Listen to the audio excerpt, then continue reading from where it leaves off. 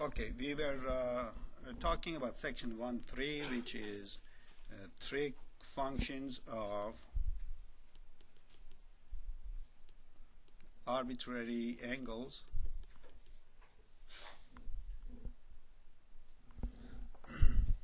The issue was all of our discussion in section 1.1.1.2 was geared to a right triangle in which we aimed at some angle. We labeled the sides as adjacent, opposite, and hypotenuse. And then we had sine of theta opposite over hypotenuse. We had cosine of theta, which was adjacent over hypotenuse. We had tangent of theta, which is opposite over adjacent. We have cosecant of theta, reciprocal of these things, hypotenuse over opposite. We have secant of theta, hypotenuse over adjacent. We had cotangent of theta, which was adjacent to opposite. These are all great, except that if our angle is larger than 90 degrees, we cannot make a right triangle out of the situation to apply these concepts of adjacent, opposite, and such. What do we do in that case? We are going to make use of our knowledge of college algebra. First, take all of these definitions, convert it to a situation that was comfortable there, which was using the xy coordinates of a point, and then from there generalize it to all angles, and then be done with this idea of opposite, adjacent, stuff like that. So how do we do that? We say, well, first, the familiar surroundings. If I have xy coordinate system, and in that coordinate system we said this is our positive direction, which is the so-called counterclockwise direction. That is the convention is in math, physics, and such. So if you have a large angle, you could end up in any of these quadrants. So you could start from here, and then more than 90 degrees. At 90 degrees, you are here. At 180, you are in this location. At 270, you have made it back down here. At 360, you are back on the x-axis, and you can go on. The question is, how do you handle sine and cosine of these angles? So first, we pick a comfortable angle, which is still an acute angle.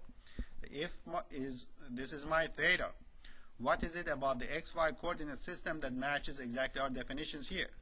So, well, the coordinates of a point on this ray is going to be the most useful. So on this ray, which could go on forever, I pick a point. That point has coordinates x and y. What do these numbers mean? Y means how high you are from the x-axis. This is really the y. So let's color coordinate our stuff here. Y is this. X, let me continue. Y also, well, let me come back to it. And then x is this one.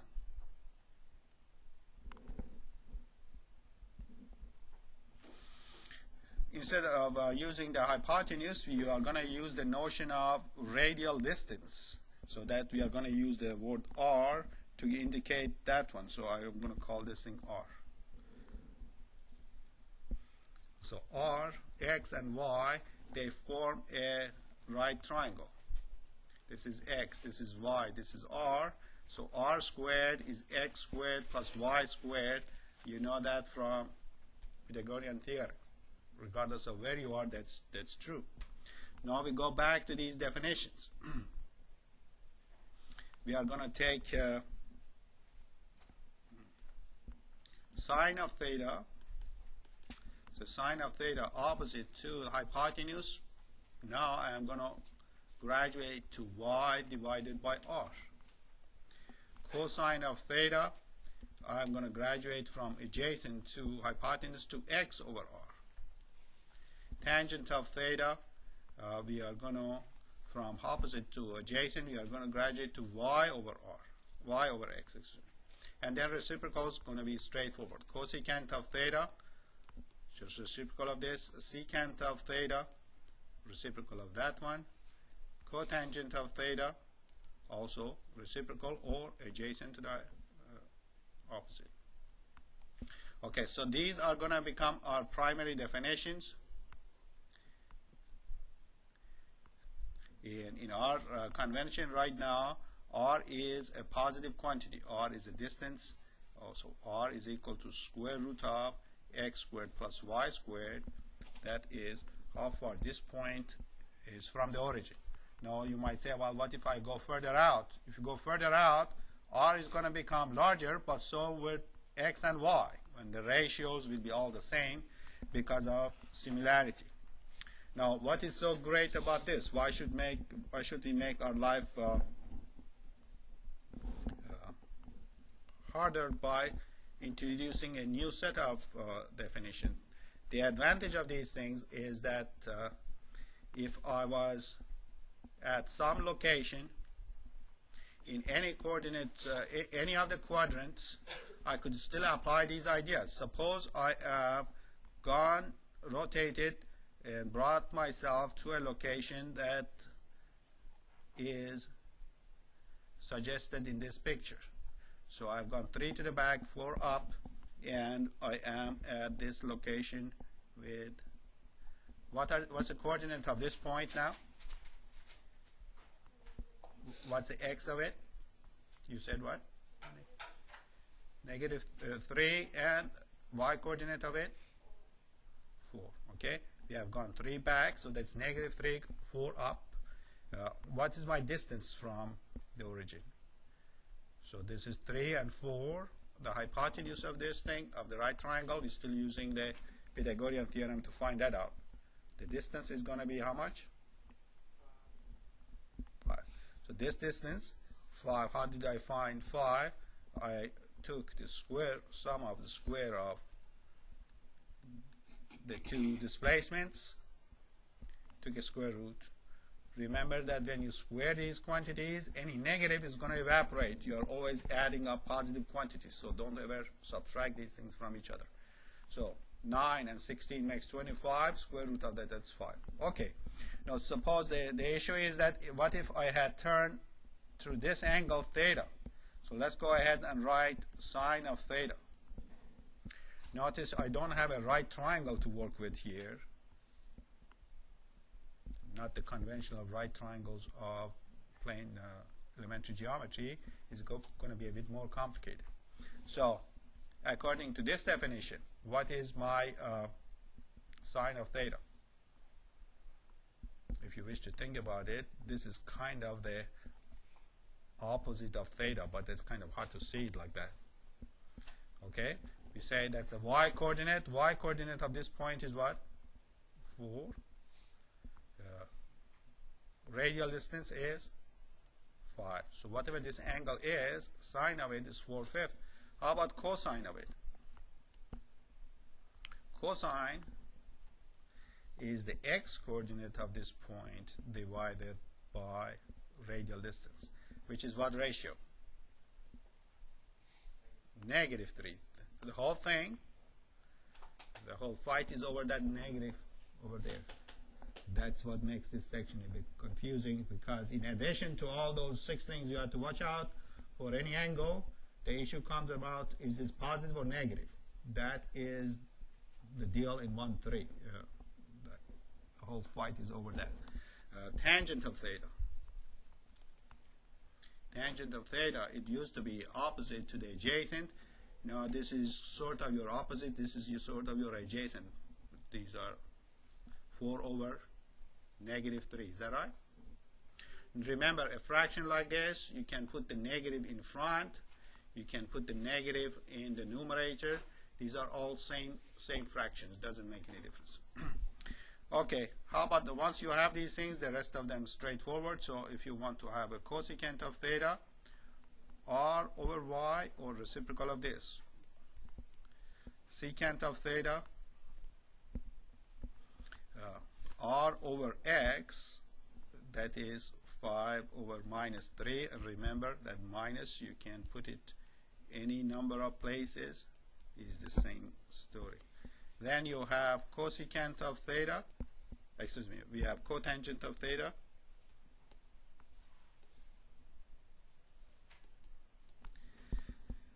X over y, which is minus 3 over 4. Again, that could be written in a number of ways. Don't get confused over that one. That's just as good as anything.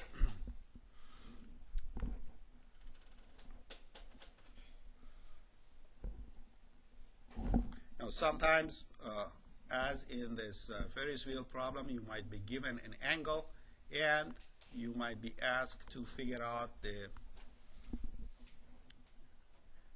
sine and cosine of that angle. For example, you might be asked for consider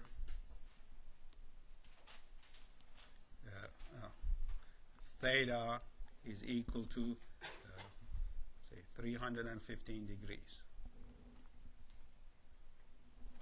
Find the 6 trig functions of theta. Yeah, now you can have a number of ways of going about this. Probably you have seen something like that in high school. You might have a version of this that's slightly different from mine, or a mixture of what I do or what the book does. Just make sure you double check yourself on several different ways and make sure that you come up with the correct designation of plus or minus for your answers. From here on, we are going to have a little bit of a hard time distinguishing between these two words, sine as your trig function, and sine as meaning, well, plus or minus. So sometimes I'm going to refer to this as a plus or minus of a number, or sometimes refer to it as a flavor of a number, just so that you don't get confused between these two. But from the context, you should be able to tell, am I talking about the negative sign, or am I talking about the sine function? So don't get confused between those two. Okay, 315 degrees with our convention in mathematics, which is typically x-axis drawn eastward,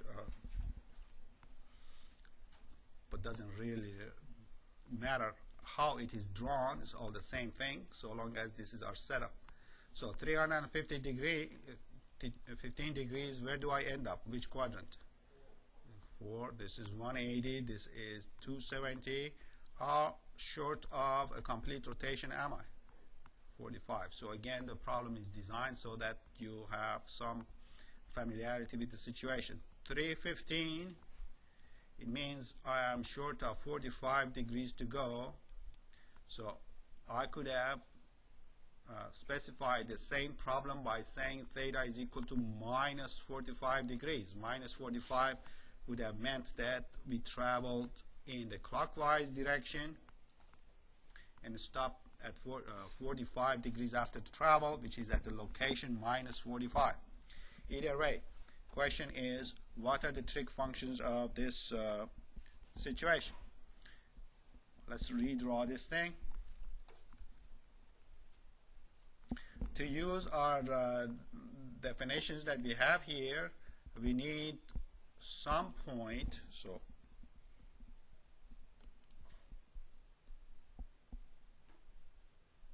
here's a 45. So in a picture, we might indicate some angle to be 45 degrees the way they do it in geometry. That is, the absolute value of it is 45. If you want to designate the location, you could say theta is 315 starting from here, or with respect to this axis is minus 45 degrees, indicating the way you turn. But if you are showing it in the picture, you could just show the absolute value of it, and that is just as safe. Okay, with all that said, we need a right triangle to work, and the right triangle that we work with is just some right triangle like this. So this is our right triangle. To make our definition work, I need the coordinate of a point that's going to be on this ray. Now you have to use your knowledge of college algebra to give me this correct answer. The signs have to be correct. And remember that when this is 45, this is also 45, you know something about this ray or this line. So let me get started Now, of course, you can use different kind of points on this line. It would be all equivalent as far as finding the trig function. Suppose I tell you the x coordinate of this thing is 1, meaning I have gone 1 unit to the right. How far down should I come to arrive at this point? Meaning, what's the second coordinate here? -1. So again, the fight is over that correct sign here. It has to be -1. You are in the fourth quadrant. If you choose x to be 1, your y becomes -1. Why is this same magnitude as this? Because when this is 45, this and that distance are equal. These are equal, except that your y coordinate is negative, x coordinate is positive. Everybody clear on how we arrived at 1 and -1? You could have easily used 2 and -2 or 3 and -3. That would be just as nice. Just stay to 1 and -1. So what does this mean? We have 1 unit to the right and 1 unit down. What else do I need to complete my answers? I need distance from the origin. So if these two distances, let me redraw this thing. You have a triangle like this on this corner. This side is 1, this side is 1. What is the hypotenuse? Square root of 2. This hypotenuse almost everywhere in this course is a positive quantity until later on that if we get to be ambitious with other things. Okay, 1 minus 1 radical 2. Now let's go ahead, refresh our memory as to what these things are. So who is this? This is x, this is y, this is your r. What did we define sine of theta as? If you forget, always go back to the familiar surrounding. Remember, this was x, this was y, this was r. There you cannot go wrong. In other quadrants, it's kind of easy to get lost. What was sine of theta? Just remember, sine of theta opposite to the hypotenuse, which is what? Y over r. So draw a familiar picture. Remind yourself what your function was based on the definitions you had in high school. Opposite over hypotenuse. Then come back here. Say, what is my y? -1. What's my r? Okay, now you are done. Again, what's the whole debate over? Let's write this thing. This was sine of 315 degrees or sine of -45 degrees turned out to be -1 over radical 2. So this angle and that angle don't fit in a right triangle, a typical right triangle. So we had to go after this detour to get to our answer. And the whole fight is over getting this sign correct, this negative sign correct. Next, what is cosine of theta? So cosine of, you're talking same angle, cosine of -45. So that is going to be, what's cosine? X over r. Is that right? Cosine of theta is x over r. What is it? Is 1. R is still the same. How about tangent? Tangent of 315 degrees or tangent of -45 degrees, that's going to be the ratio of opposite to adjacent, or so tangent is y over r, y over x. What's the ratio in this case? Y is -1, x is 1, so tangent of this angle becomes -1. Once we have these things, the reciprocals, we don't spend that much time on it. Cosecant of 315. What's the reciprocal of this one?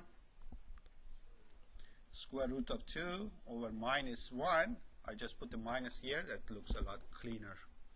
How about secant of 315?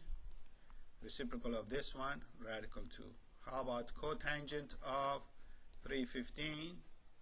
Well, reciprocal of -1 is just -1.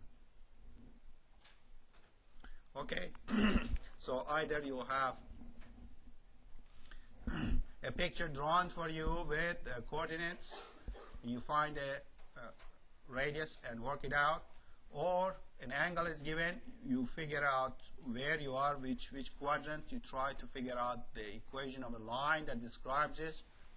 Find a point on that line with the correct coordinates. Find the hypotenuse or the distance. Remind yourself of the definitions, and then write down the 6 trig functions. So we are going to have more discussion on Friday, and a short quiz as well. The homework for this section is going to be due on Sunday.